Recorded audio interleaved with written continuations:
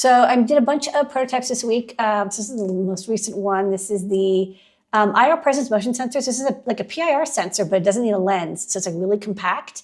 It's a little bit expensive, but I saw people using it, and some people requested it because they were like, I want to do motion sensing, presence sensing without like a big PIR sensor. So this is an I2C sensor from ST. We're also doing a kit for people using microbits where they want to do like simple soil sensing, and they're using like this very inexpensive and simple NPN transistor resistive sensor.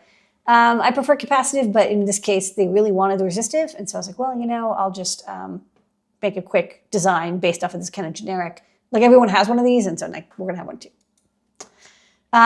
This is an update to the DVI Pico Bell that we did for the Pico 1, but with the Pico 2, now there's HSTX, which didn't exist when I designed the DVI Pico Bell. So I've updated this to use the HSTX pins, which are a little bit different. And I also added like a USB breakout. I made the switch a little smaller and added 4 pins, like 2, data in, data out, power and ground. So you can easily add a USB port, because that's a really common thing people like to do when they have DVI. They also want keyboard or mouse.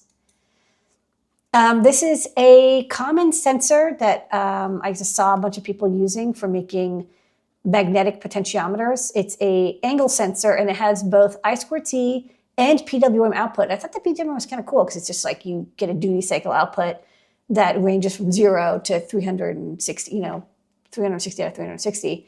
Then you just put a magnet on top or bottom and you rotate it, and it can just sense that angle that you're rotating it at. This is the latest prototype of the Fruit Jam, which I'm finally have time to work on now that I'm not doing tariffs all the time anymore.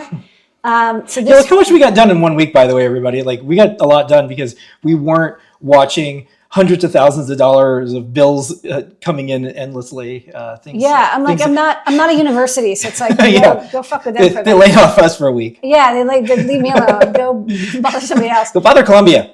So that one, they fixed the Wi-Fi. It fixes Wi-Fi USB. I think it's the final prototype, so hopefully we'll get them to show soon. All right, and that's it. I'm not going to show this one. You don't. Don't show that one. I can't get it. I know. That's this is just a part of the air. Part of the Fruit Jam is I added an ESP32C6 as like a Wi-Fi coprocessor.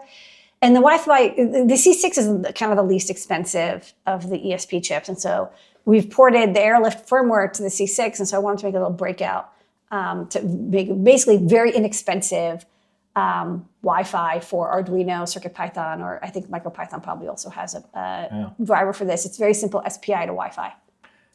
That's top secret. That's top secret. Don't show that other thing. I can't do it. I was doing emails and I'm like, let me ask some more if we should put this in as a joke.